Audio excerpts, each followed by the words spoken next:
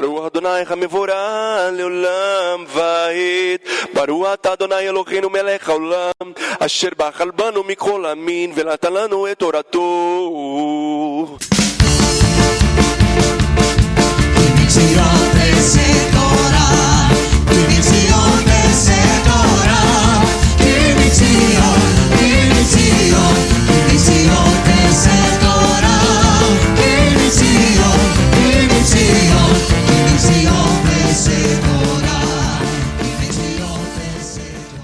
Shabbat Shalom para quem está aqui presente, Shabbat Shalom para aqueles que nos assistem,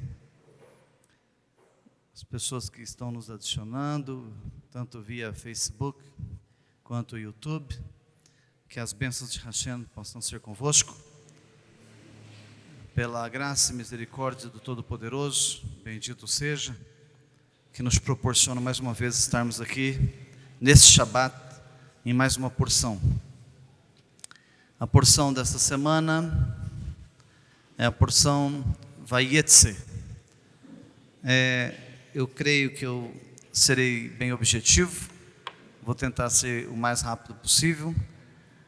A palavra Vayetze significa e saiu. Eu acho que eu comento isso em todas as ministrações. A Parashá, elas são riquíssimas.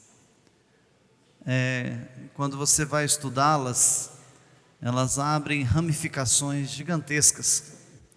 Então a Parashá Vayetze dá margens para muitos assuntos.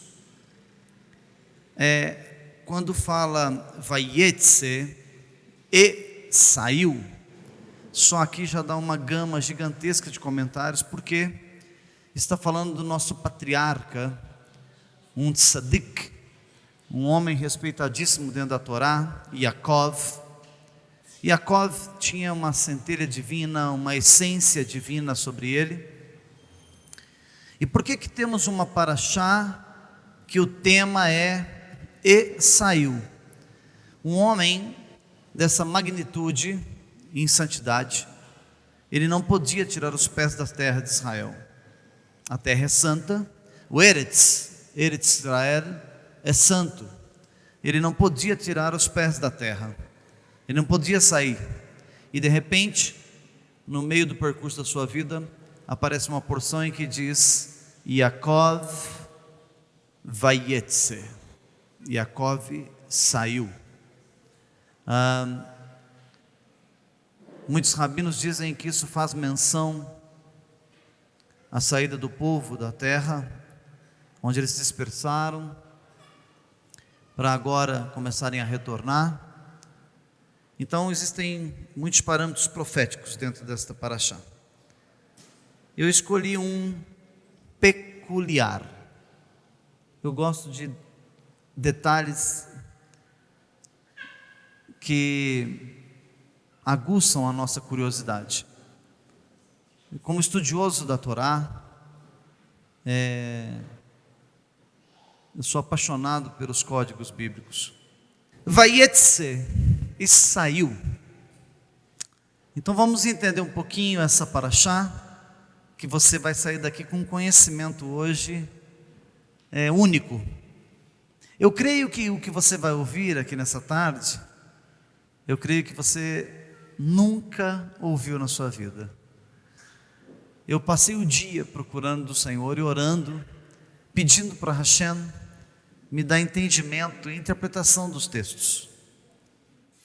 Depois de muito tempo que eu aguardando, lendo, relendo, o Eterno me mostrou um detalhe fantástico para você que é apreciador das Escrituras, da Torá. Nós vamos abordar Bereshit, que é o primeiro livro da Bíblia, capítulo 28, versículo 10, que é onde inicia a parashá. E nós vamos até 1 Samuel, capítulo 17, versículo 40. Eu gostaria que você se atentasse, ficasse ligado, para que você entenda o que vai ser ensinado. Não é fácil entender, se você não estiver conectado. Mas se você estiver ligado, você vai entender perfeitamente. Vamos lá? Bereshit, capítulo 28, versículo 10. Está escrito o que foi lido na abertura do trabalho aqui pelo olê desta tarde. E Yaakov saiu de Beersheba e partiu na direção de Haran. O que é interessante, que é o seguinte, olha que coisa linda, preste atenção aqui, ó. Olha os detalhes. Deus é riquíssimo nas Escrituras. A sua palavra é riquíssima. Ele estava em Beersheba, uma cidade abaixo de Jerusalém. Está próximo de Jerusalém, mas está abaixo, mais a sul. Agora eu te pergunto, onde está Haran? Haran é a cidade onde o nosso patriarca Abraham, os nossos patriarcas, passaram quando subiram margeando o rio Eufrates.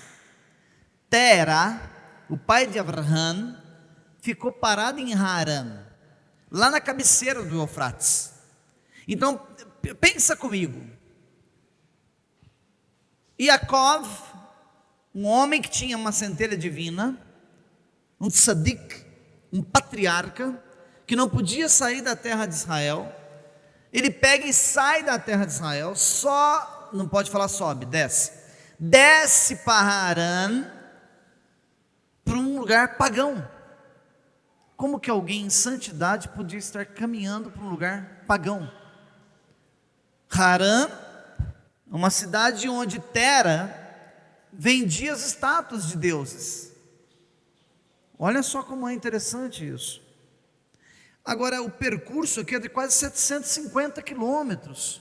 Olha, de Beersheba até Haran. Então, tudo tem um propósito. O que ele foi fazer lá? A primeira coisa que nós precisamos, o que nós aprendemos no judaísmo é, por quê? Por que Yaakov subiu para Haran? Porque lá tinha um tio dele, chamava Lavan, e era onde ele ia se casar, onde esse Lavan tinha duas moças, duas jovens. Até ele foi, você já conhece a história, que ele foi cuidar das ovelhas, e o pai da menina concordou com ele de trabalhar 7 anos, aí deu a minha moça mais velha para ele, sendo que ele queria a mais jovem. Aí ele fez um outro acordo com o sogro, trabalhou mais 7 anos para casar com as duas. E depois ele disse para o sogro, agora eu quero um rebanho para que eu comece a minha vida.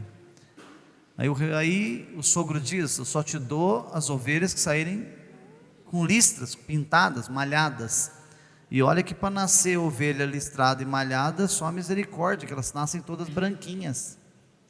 Então veja, mas quando Deus está no propósito, ele foi lá e fincou um mastro perto do curral.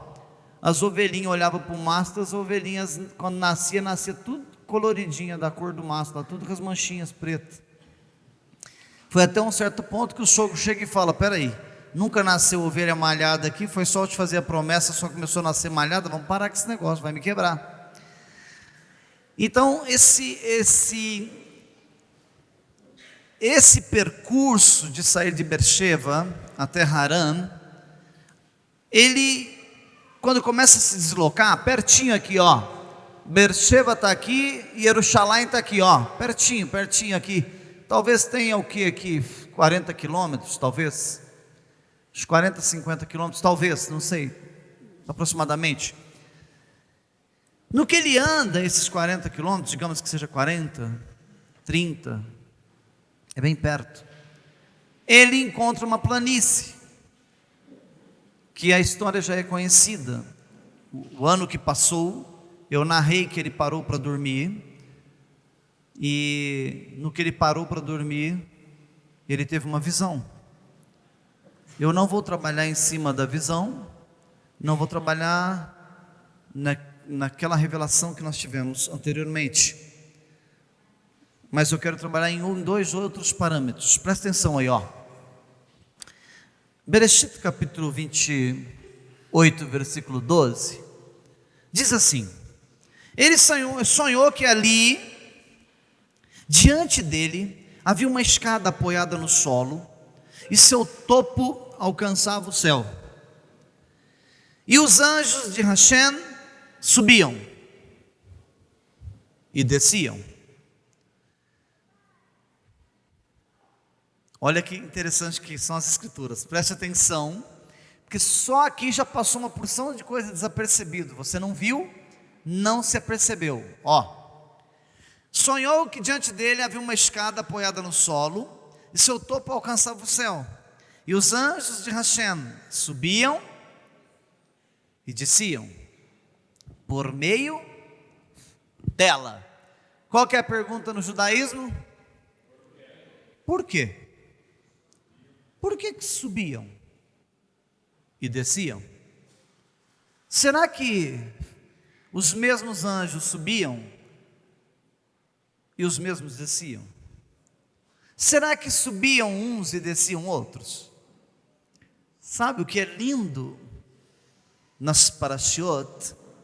São esses segredos. Então eu vou esclarecer para você o que acontecia aqui, qual que é o segredo aqui. Olha que lindo que é isso aqui. Porém, não vai ser agora. Vamos em frente. Bereshit 28:11 está escrito assim: ele chegou em uma planície e passou a noite ali. Eu gostaria que você abrisse a sua Bíblia, seja na tradução João Ferreira de Almeida, seja na Bíblia judaica. Eu quero te mostrar um detalhe interessante. Olha aí. Chegou a uma planície e passou a noite ali, pois o sol se pusera. Agora, abre a sua Bíblia aí. Bereshit 28, versículo 11. Está escrito assim aí na sua tradução. Está escrito da seguinte forma: pois o sol se pusera, e ele tomou uma pedra. Vê se é isso que está escrito aí. Ele pegou uma das pedras, é isso? Eu quero que você leia, para você ver o que está acontecendo aí. Quero que você leia o texto. Aí na nossa tradução, na tradução convencional, está escrito que ele pegou uma das pedras. A tradução está errada. A tradução no original foi o que foi lido aqui nessa noite. O que foi lido aqui nessa noite é que ele chegou, nessa tarde, ou melhor, que ele chegou a uma planície e passou a noite ali, pois o sol se pusera, e ele tomou as pedras. Essa é a tradução da Bíblia da Restauração das Escrituras. Se você quiser a Torá viva, a tradução da Torá viva, que é uma Torá, acho que, se eu não me engano, publicada pela editora Mayanot, uma Bíblia, uma Torá linda. Na Torá viva está escrito: ele chegou a um lugar, se nós formos falar lugar aqui em hebraico, é no Hamakon. Ele chegou ao Hamakon e passou a noite, ali passou a noite, porque o sol já tinha se posto, tomando algumas pedras do local. Então ele pegou algumas pedras, ele não pegou uma pedra. Isso faz diferença? Muita diferença, porque o resultado final do versículo faz muita diferença. É por isso que não se pode ler a Bíblia assim, sem rumo. Então vamos lá. Está escrito lá na Torá viva: ele chegou a um lugar familiar e ali passou a noite, porque o sol já tinha se posto, tomando algumas pedras. Ele as colocou à sua cabeça e deitou para dormir. 7 versículos à frente, olha o que diz as Escrituras: Yaakov levantou cedo pela manhã e tomou a pedra.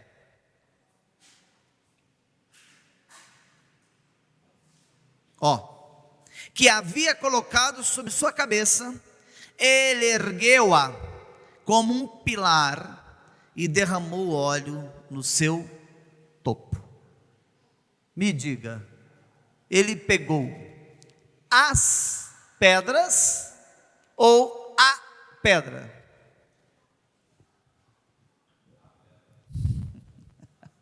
Não é lindo? Por que Deus mandou escrever um versículo dizendo algumas pedras ou as pedras do local do Ramacom. E lá no versículo 18 ele diz que ele tomou a pedra. Olha que legal, é lindo. Existe um porquê. Mas eu vou te mostrar uma outra curiosidade. Por enquanto eu estou te mostrando curiosidades, para nós chegarmos ao denominador. Vamos em frente. 1 Samuel capítulo 17, versículo 14. Preste atenção, 40. 17, 40. Está escrito assim, preste atenção. Você leu a vida toda e às vezes nunca se atentou para esses detalhes. Tomou o seu cajado em sua mão. Está falando de quem? Melech Davi. Tomou o seu cajado em sua mão e pegou 5 pedras lisas às margens do riacho. Davi, quando foi enfrentar Golias, pegou 5 pedras lisas do leito do rio e colocou-as em sua bolsa de pastor de ovelhas, em sua algibeira. Lá no versículo 49, ou seja, 9 versículos à frente, Davi coloca a mão na sua bolsa e retira uma pedra. Aí você vê pregadores dizerem em cima do altar que quando ele pegou 5 pedras, ele estava se precavendo, porque Golias tinha mais 4 irmãos. Isso é heresia, é antibíblico. Não está escrito na Bíblia que tem Golias pai, Golias filho, Golias irmão. Não tem. Isso não está escrito. E quantas vezes eu ouvi isso? Olha lá se eu já não preguei. Isso que é lamentável. Que Davi pegou 5 pedras. Porque se ele derruba Golias, e os 4 irmãos que estão no mesmo exército dos filisteus, se os 4 irmãos que estão no exército viessem sobre ele, ele teria mais 4 pedras para lançar. Nada a ver. Não tem nada a ver com os irmãos de Golias. Afinal de contas, eu devo ter anotado, eu vou te mostrar quantos irmãos a Bíblia relata que esse gigante tinha. E qual que foi o fim desse cidadão. Mas o que nos chama a atenção é que desde o princípio do que estamos lendo, Yaakov pegou as pedras, algumas pedras do altar de Isaac, que estava em cima do monte de Sião. Nós vemos que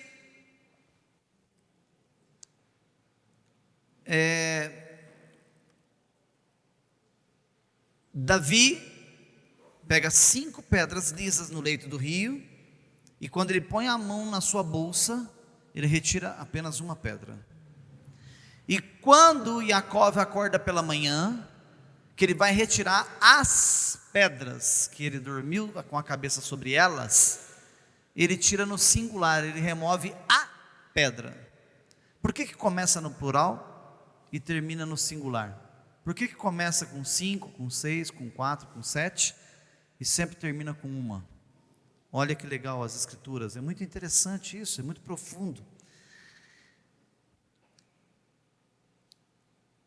Aí nós vemos lá em Bereshit, capítulo 1, versículo 5, dizendo assim: Deus chamou a luz dia, e as trevas chamou noite. Assim houve tarde e manhã, um dia. Bereshit, capítulo 1, versículo 9, Gênesis 1, 9. Disse Deus, que a água debaixo dos céus seja reunido em um lugar.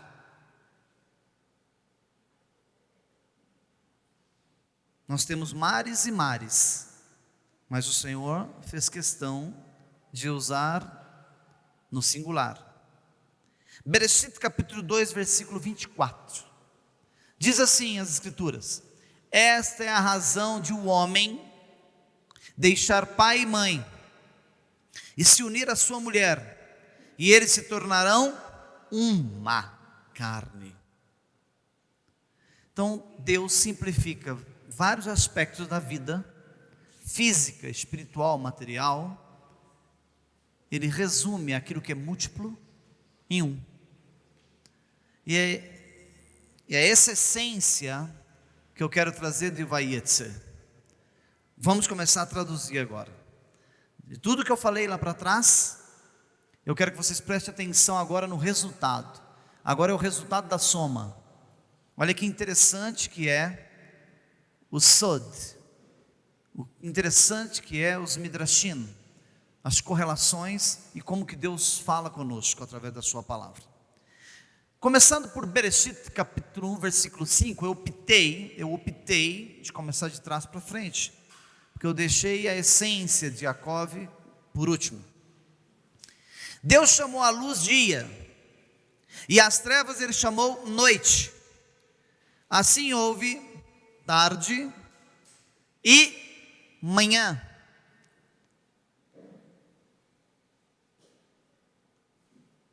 Um dia. Quando o Senhor cita esse versículo, Ele está dizendo: eu sou errado, eu sou um.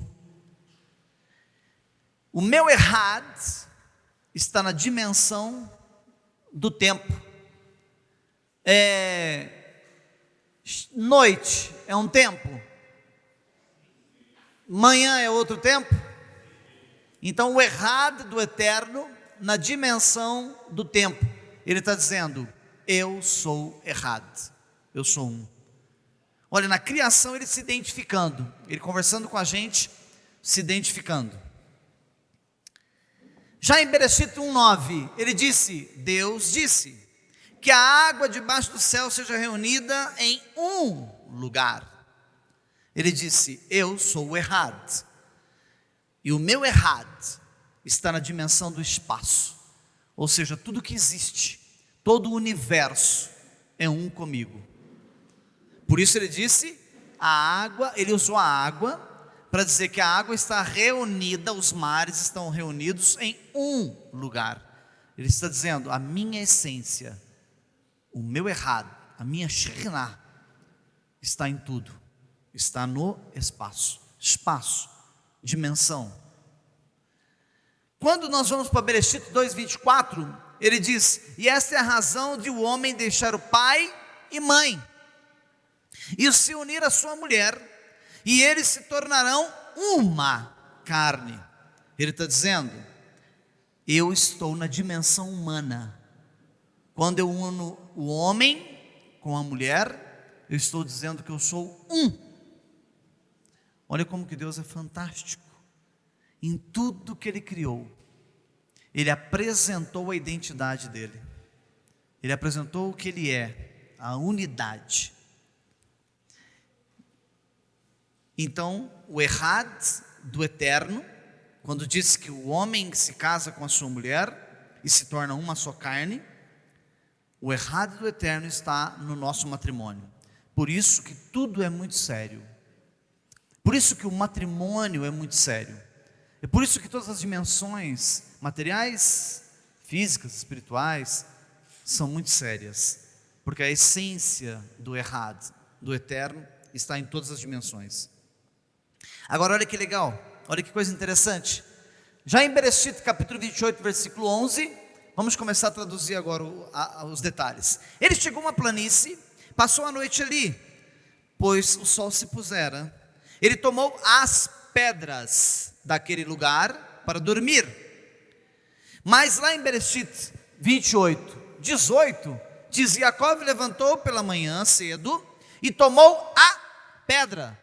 Se ele colocou 3, 4, 5 pedras para colocar a cabeça, não se escandalize e não se assuste. Quando ele acorda pela manhã, que ele acorda assustado, que ele disse, que lugar é esse? é temível, que ele acorda chocado, impactado com o sonho que ele teve com os anjos. Quando ele vai pegar a pedra, as pedras que ele colocou debaixo da cabeça, elas tinham se fundido.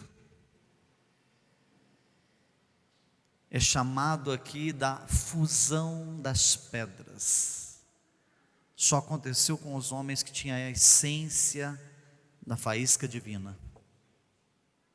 Quando ele vai pegar as pedras que ele pegou do lugar para dormir, havia uma pedra maior, porém.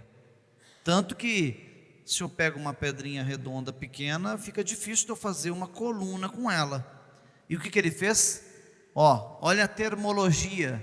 Os termos te arremetem a usar o seu racional, o seu raciocínio.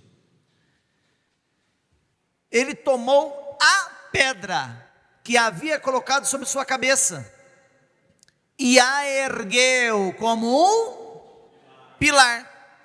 Pega um cascalho aí fora e uma pedrinha assim e faz um pilar para mim.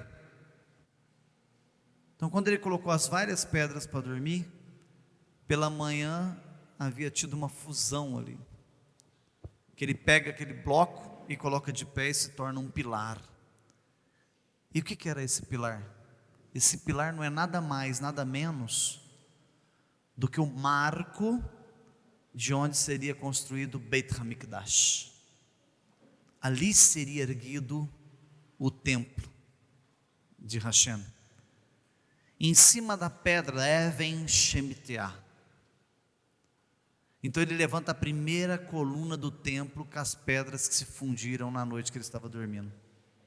É profundo. E por que as pedras se fundiram? Porque o Senhor está dizendo: o meu errado, a minha essência, também está na dimensão material. Tinha que se tornar um, para se arremeter ao errado, a essência de um, único. Mas vamos em frente. Lá em 1 Samuel 17:40 nós lemos, mas vamos revelar. Tomou o seu cajado em sua mão e pegou 5 pedras lisas do leito de um rio e as colocou na bolsa de pastor de ovelhas em sua algibeira. Davi colocou a sua mão na bolsa e pegou uma pedra. Ele levou 5 lá para dentro. Tirou uma pedra e a lançou com a sua funda. As 5 pedrinhas que Davi pega no leito do rio simbolizam o Shema. Quando ele enfia a mão na bolsa, ele encontra uma só. Porque os sábios da Torá dizem que a mesma essência divina que aconteceu com Yaakov acontece com Davi naquele exato momento. Quando ele procura a pedra que ele pegou no leito do rio, apenas uma sai de dentro. Então cai o conceito, aquela heresia, que as outras 4 pedrinhas estavam lá dentro de reserva para os outros 4 irmãos de Golias, uma vez que ele não tinha 4 irmãos. Então esse conceito caiu por terra. Historicamente, biblicamente, não existe esse conceito de 4 irmãos. Então aqui você vai ver que a essência divina está operando realmente, quando ele pega as 5 pedrinhas lá no leito do rio. Deixa eu revelar uma coisa para você. Olha aqui. Golias foi morto por Davi. Olha lá. E seu irmão, Golias só tinha um irmão. O nome do cidadão, o outro gigante, chamava Lami, que foi morto por um jovem chamado El-Hanan. Mas se você for estudar a Bíblia, você vai ler lá que tinham outros gigantes da região de Goliat. Mas isso não quer dizer que eles eram irmãos. Eram gigantes, homens que tinham deformação. Havia um deles que a Bíblia narra que tinham 6 dedos em cada mão das mãos e 6 dedos em cada pé. Eles tinham uma deformação genética, mas não significa que eram 5, 6 ou 7, e não significa que eram irmãos. Então o Golias, aquele ao qual Davi, com a sua funda, acertou uma pedra certeira no meio da sua testa, e ele cai praticamente morto, e ele confirma a morte do gigante quando ele decepa a sua cabeça. Esse só tinha um irmão. Sabendo-se que ele só tinha um irmão, e que cai por terra a ideia, o conceito pregado nos altares, que as 5 pedrinhas eram para mais 4 irmãos, vocês vão de concordar comigo, que na hora que Shaul colocou o capacete, colocou a roupa de soldado em Davi, ele disse o seguinte: eu não estou conseguindo nem andar com isso aqui, de tanto peso, está arrastando no chão, eu vou só com o que eu tenho, vou com a minha funda, eu vou com o que eu tenho, com a minha bolsinha de pastor. Quando ele para às margens do riacho, se ele sabia, porque ele procurou entender o inimigo, Davi não era bobo, era inteligentíssimo. Se ele sabia que Golias só era ele, tinha mais um irmão que nem sei se estava nesse exército, de duas uma: ou ele sabia que a essência divina ia se manifestar no errado, nas 5 pedrinhas, ou ele não confiava em Deus. Vou levar bastante pedra, que se eu errar uma eu dou outra.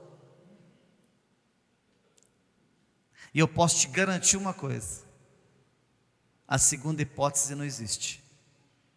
Porque se tem uma coisa que Davi sabia fazer bem, era ter emuná em Hashem. Então, se eu descarto a segunda possibilidade, por que ele pregaria 5 pedrinhas?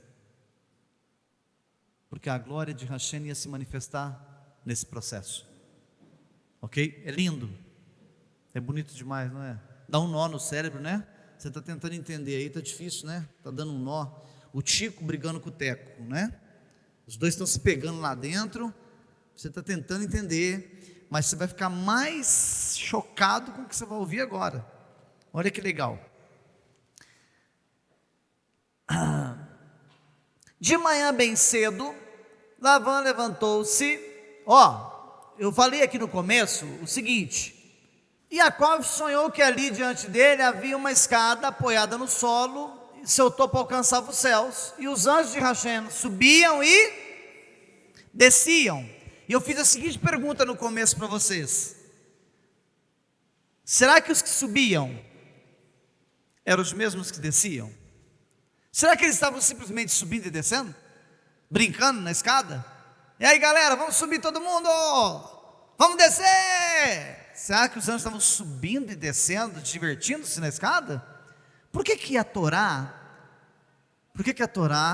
narraria que haviam anjos subindo e descendo? Ela não está aqui identificando, dizendo: malachins da classe tal estão subindo, malachins da classe tal estão descendo. Não, ela não está falando isso. Ela só está dizendo que Yaakov viu anjos subindo e descendo. Mas olha que coisa linda. Onde ele estava? Beer-sheva. Onde Yaakov estava? Qual a cidade? Beer-sheva. Tudo bem? Eu disse que ele ia andar 750 quilômetros. E o nome da paraxá dessa tarde é Vayetzer. E saiu. Quando ele vai sair, ele está saindo de onde para chegar em Harã? Ele está saindo da terra prometida. Alguém está ligado? Está entendendo? Ele está em Beersheba, num lugar sagrado, na terra prometida. Ele vai andar 750 quilômetros e vai sair da terra prometida. Ele vai para um lugar pagão. Ele vai sair do território de Eretz Israel. Ele vai sair da terra de Israel. Ele vai sair do Eretz Israel. Você nunca ouviu o que você vai ouvir agora. Existem anjos territoriais. Os anjos que cuidam do Eretz Israel só podem ficar na terra de Israel. Eles não podem sair de lá. Eles foram designados para cuidar do Eretz Israel.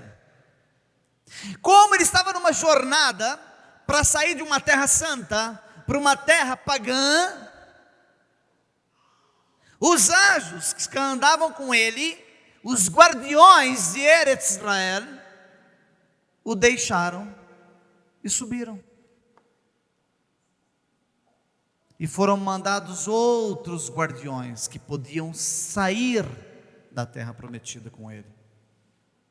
Quando foi que você ouviu isso? Aí, alguém poderia dizer para você: me prove. Me prove que isso aconteceu. Primeiro, eu já estou começando a provar por aqui. E os anjos de Hashem subiam. E anjos desciam. Estava fazendo uma troca de guardiões aqui, uns subindo, outros descendo. Os que desceram são os que podem sair da terra santa, do Eretz Israel. Ele vai para Harã, trabalha 14 anos lá, 7 anos para a primeira esposa, 7 anos para a segunda esposa, e ele começa a pegar a estrada de voltar para Eretz Israel. Os guardiões, os anjos estavam com ele, já é a comitiva de anjos, é o exército de anjos, que são os que podem sair do Eretz Israel. Vamos provar? Então vamos tentar provar. Vamos lá. De manhã bem cedo, Bereshit capítulo 32, versículo 1, Lavan levantou-se, beijou seus filhos e filhas, e os abençoou-os. Então Lavan partiu e voltou para sua casa. O que aconteceu aqui? Eu cortei caminho, isso foi explicado detalhadamente. Lavan, quando viu que Jacó sai com as suas 2 filhas, já tinha netos, porque já tinha casado com a primeira, já fazia 14 anos. A segunda trabalhou mais 7 anos para casar com ela. Ele pega e entra em pânico, e ele começa a andar com a sua comitiva. Lavan pega a sua comitiva para encontrar Jacó no percurso, porque ele não queria que fossem embora, porque ele morava em Harã. Quando ele está no caminho, quase na divisa, entrando na terra de Israel, Jacó acampa, monta o seu acampamento. Lavan chega com seu exército, vai ver o genro, as filhas, os netos. Por isso que diz que Lavan, de manhã bem cedo, Lavan levantou-se, porque já passou 2 dias no acampamento, matou a saudade, entendeu o propósito, ia voltar para Harã, estavam na fronteira. Agora olha que coisa fabulosa que a Bíblia ensina, porque a Bíblia acabou de dizer que quando ele estava deitado, dormindo lá em cima do Monte de Sião, os anjos subiam e desciam. Estava sendo feita uma troca de anjos, uma troca de guardiões, uma comitiva de anjos subindo e a outra descendo, porque os que estavam subindo eram anjos que trabalham somente na Eretz Israel.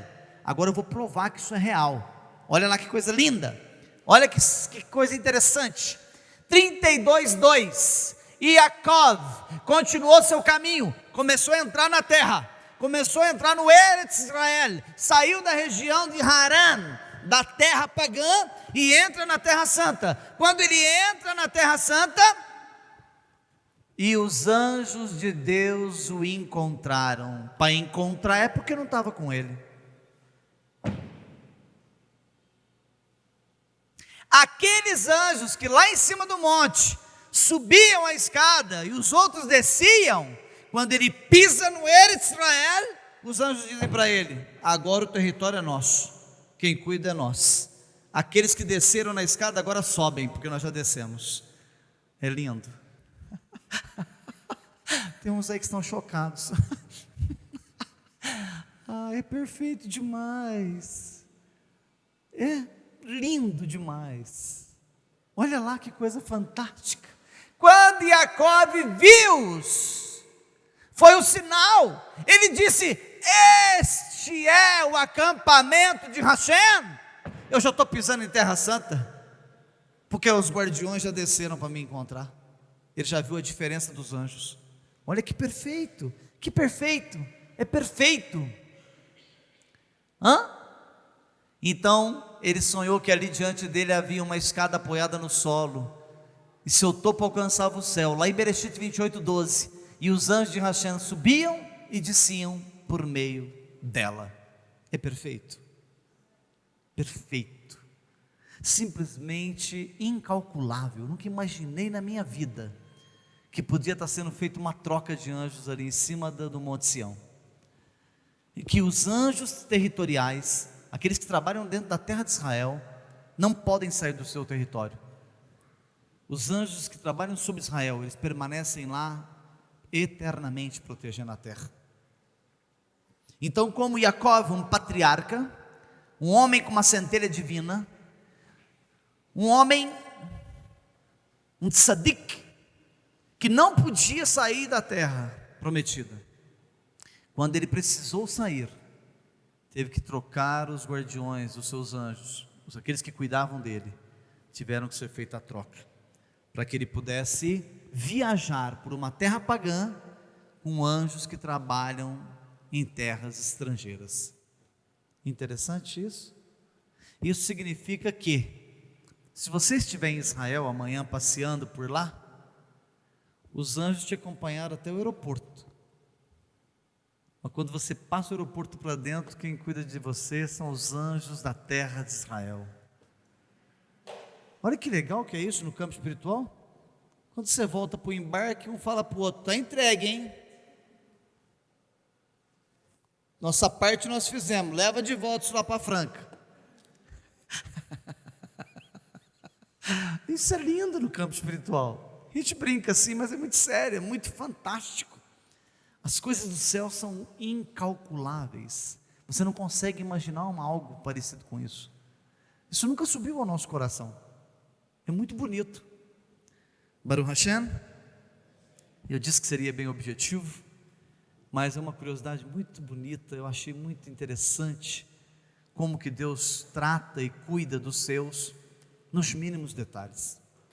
Que as bênçãos de Hashem, o Todo-Poderoso, na sua misericórdia, na sua bondade, em todo o teu amor, que é infinito, ó Eterno, Todo-Poderoso, seja sobre o teu povo, sobre essa Kahal, sobre essa comunidade, sobre essa Kehilá, sobre todos aqueles no nosso Brasil que têm trabalhado na visão judaico-messiânica, todos aqueles que têm buscado a Emet, a verdade através da sua Torá. Em o nome de Yeshua HaMashiach, nós clamamos pelo seu amor e pela sua bondade. Amém, amém, amém. Baruch Hashem. Amém.